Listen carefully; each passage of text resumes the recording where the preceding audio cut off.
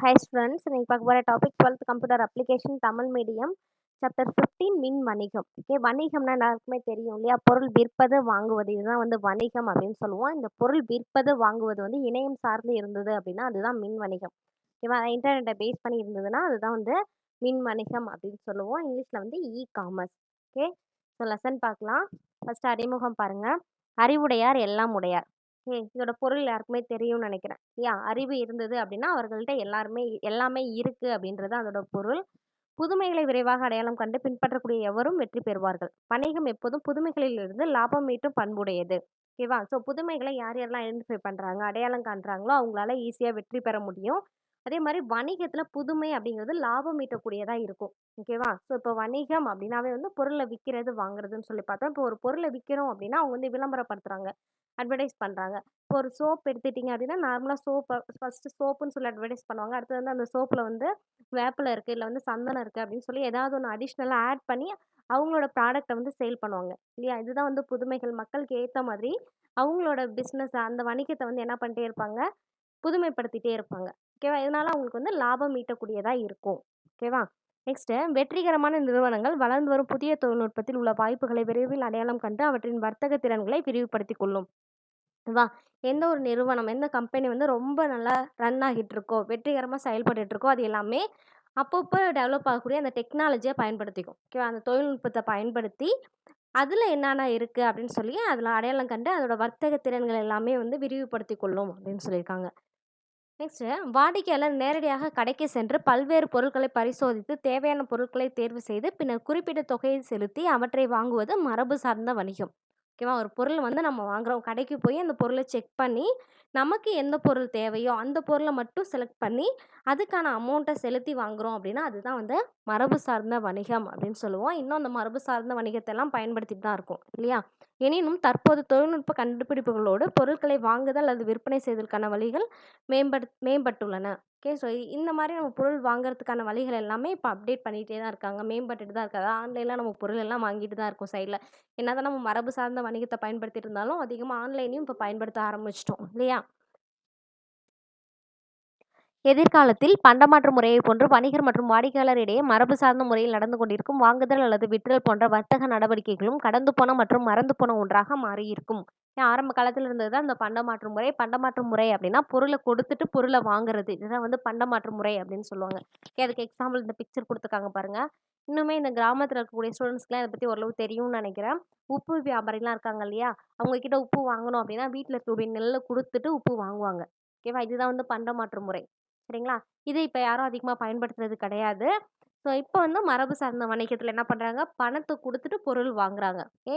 So இதுவுமே எதிர்காலத்துல என்ன ஆகும் அப்டின்னா வந்து, கடந்து போன, மறந்து போன ஒன்றா மாறிடும் அப்டின்னு சொல்லியிருக்காங்க. எல்லாமே வந்து ஆன்லைன் பிசினஸ், ஆன்லைன் வணிகத்துக்கு மாறிடுவாங்க. அதாவது மின் வணிகத்துக்கு மாறிடுவாங்க அப்டின்னு சொல்லியிருக்காங்க. ஓகேவா?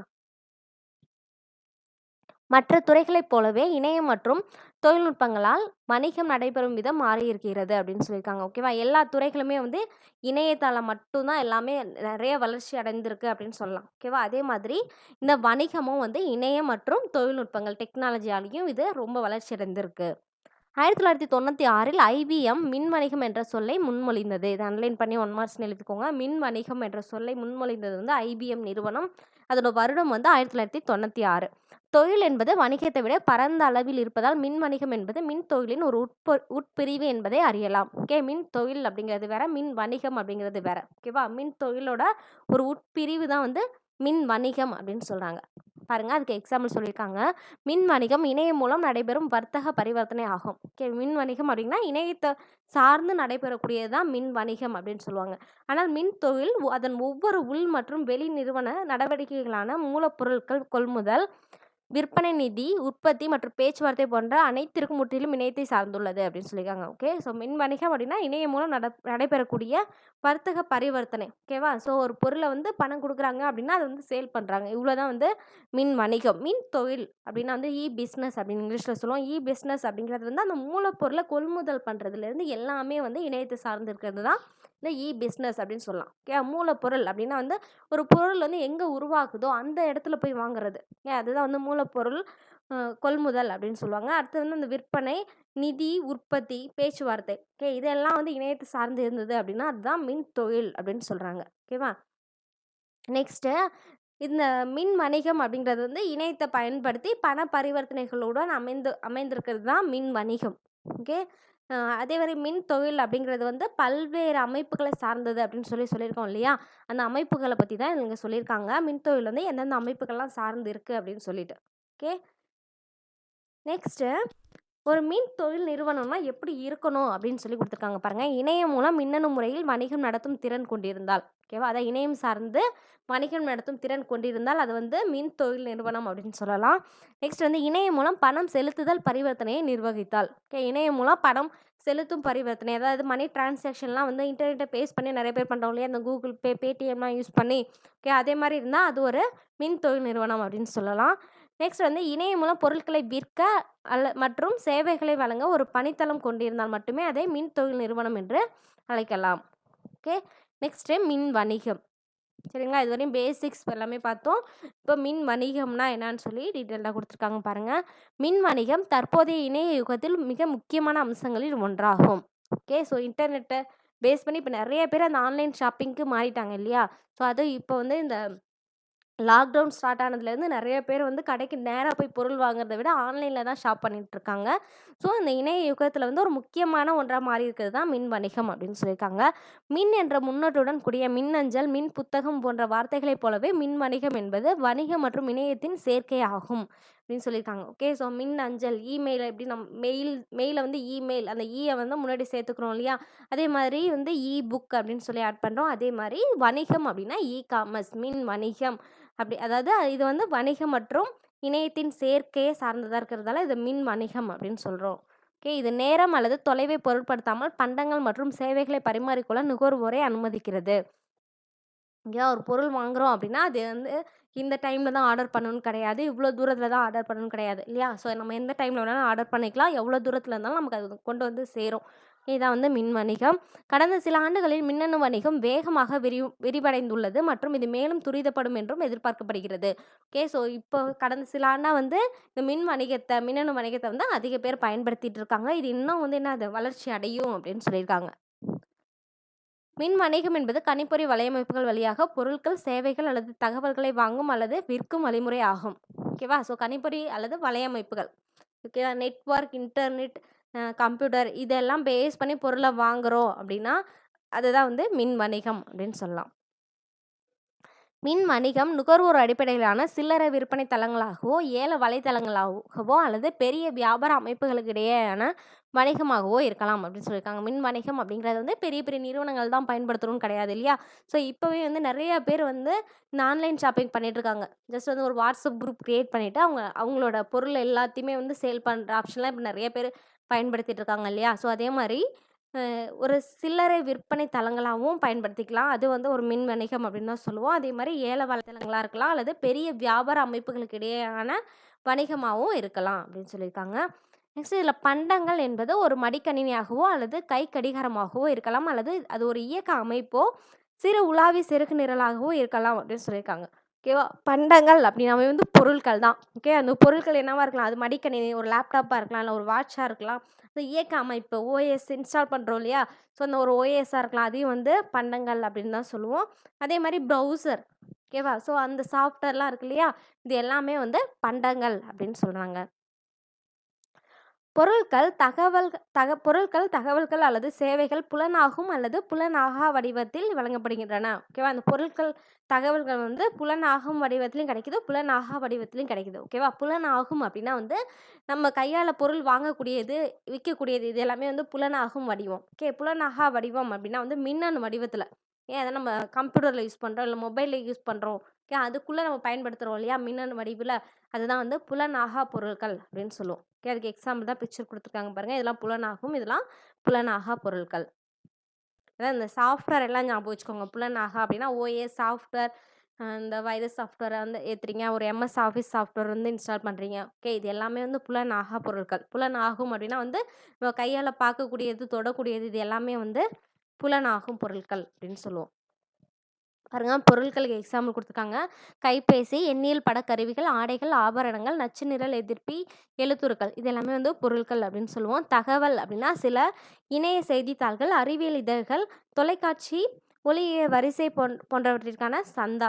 ஓகே. இதுதான் வந்து தகவல். ஸோ தகவல் அப்படின்னா வந்து அ பேப்பர் எல்லாமே வந்து ஆன்லைன்ல ரீட் பண்ணுவோம் இல்லையா? அதுக்கான ஒரு அமௌண்ட் நம்ம பே பண்ணிட்டோம். சந்தா பே பண்ணிட்டோம் அப்படின்னா வந்து டெய்லி நியூஸ் பேப்பர நம்மளால ஆன்லைன்ல ரீட் பண்ணிக்க முடியும். ஒரு பர்ட்டிகுலர் டைம்ல.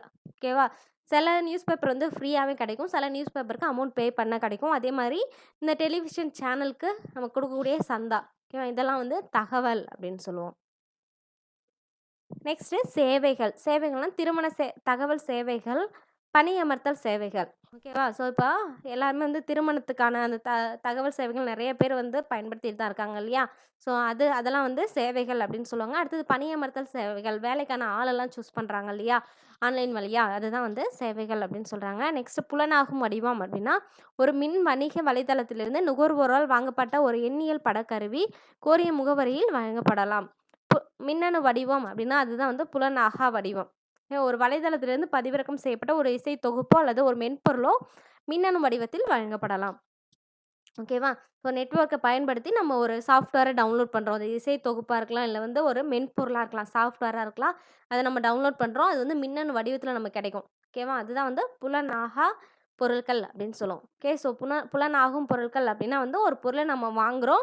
நம்ம எந்த அட்ரஸ்ல குடுக்குறோமோ, அந்த அட்ரஸ்லேருந்து அந்த பொருள் நமக்கு கிடைச்சிருது. ஓகே. அதுதான் எக்ஸாம்பிள் ஒரு படக்கருவி, எண்ணியல் படக்கருவி சொல்றாங்க. எண்ணியல் படக்கருவி வந்து ஒரு பொருள நம்ம ஆர்டர் பண்ணியிருக்கோம் அப்படின்னா, எந்த முகவரி நம்ம குடுக்குறோமோ, அந்த முகவரியில கரெக்ட்டா அத கொண்டு வந்து குடுப்பாங்க. அதுதான் வந்து புலனாகும் வடிவம். ஓகே.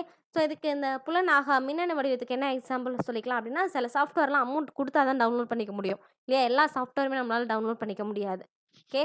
ஸோ இப்போ அந்த இசை தொகுப்புனா ஒரு MP3 நெறையா இருக்கக்கூடிய ஒரு சாங்குக்கான அமௌண்ட்ட நம்ம பே பண்ணிட்டோம் அப்படின்னா, அத ஈஸியா நம்மளால டவுன்லோட் பண்ணிக்கலாம். ஏன் ஒரு குறிப்பிட்ட சாங்கா நமக்கு அப்பப்போ டவுன்லோட் பண்றதுக்கு ஒரு தொகுப்பா நமக்கு வேணும் அப்படின்னா, அதுக்கான அமௌண்ட் பே பண்ணணும். சரிங்களா? இதான் வந்து புலனாகா வடிவம், மின்னணு வடிவம் அப்படின்னு சொல்லுவாங்க. நெக்ஸ்ட்டு மின்னணு வணிகத்தின் பரிணாம வளர்ச்சி. மின்னணு வணிகத்தோட வளர்ச்சி எப்படிலாம் இருந்திருக்குன்னு சொல்லி பார்க்கலாம். மின் வணிகம் முற்றிலும் ஒரு புதிய நிகழ்வு அல்ல. மின் வணிகத்தின் தோற்றம் சில தசாப்தங்களுக்கு முன்பு தொடங்கி அதிவேகமாக வளர்ந்து வருகிறது அப்படின்னு சொல்லியிருக்காங்க. மின் வணிகம் அப்படிங்கிறது இப்ப அதிக அளவுல பயன்பாட்டுல இருந்துட்டு இருக்கு. ஆனா அது இப்ப ஆரம்பிச்சது கிடையாது. பல வருடங்களுக்கு முன்னாடியே தொடங்கியிருக்காங்க. ஓகேவா? முதல்ல 1970கள்ல தனியார் வலையமைப்புகள்ல உருவானது தான் இந்த மின்னணு வணிகம். மின்னணு தகவல் பரிமாற்றங்கள் மற்றும் தொலைக்கடை செலவு. இது 2ம் இணைந்து தான் வந்து மின் வணிகத்திற்கு வழிவகுத்துள்ளது. நவீன மின் வணிக வரலாறு இணையத்தின் வரலாற்றுடன் நெருக்கமாக பிணைந்துள்ளது அப்படின்னு சொல்லியிருக்காங்க. ஓகேவா? இப்ப பயன்படுத்தக்கூடிய மின் வணிகம் எல்லாமே வந்து இணையத்து கூட நெருக்கமாக பிணைந்துள்ளது. இணையம் கூட ரொம்ப நெருக்கமா பிணைந்திருக்கிறதால தான் அதோட வளர்ச்சி வந்து அதிகமா ஆகிட்டே இருக்கு அப்படின்னு சொல்லலாம். தேசிய அறிவியல் அறக்கட்டளை வந்து 1991ல இணையத்த பொதுமக்களுக்கு திறந்திருக்காங்க. ஸோ அதுக்கு பிறகு தான் அந்த நிகழ்நிலை கடைச்செலவு வந்து வளர ஆரம்பித்துள்ளது. ஓகேவா? நிகழ்நிலை கடைச்செலவு அப்படிங்கிறது வந்து ஆன்லைன் ஷாப்பிங். ஓகே இங்கிலீஷ்ல. ஓகே. அது டெவலப் ஆனது வந்து இந்த தேசிய அறிவியல் அறக்கட்டளை வந்து திறந்த பிறகு தான் டெவலப் ஆயிருக்கு. பின்னர் வணிக நிறுவனங்கள் வலைதளங்களில் குடியேற தொடங்கிவிட்டன அப்படின்னு சொல்லியிருக்காங்க. அதாவது வணிக நிறுவனங்கள் எல்லாமே என்னது அவங்கவங்களுக்கான வலைதளங்கள்ல பிளேஸ் ஆயிட்டாங்க. இப்ப எக்ஸாம்பிள் வந்து இப்ப Amazon, Flipkart இது எல்லாமே வந்து இந்த காமர்ஸ் தான் இல்லையா? மின் வணிகம் தான் இல்லையா?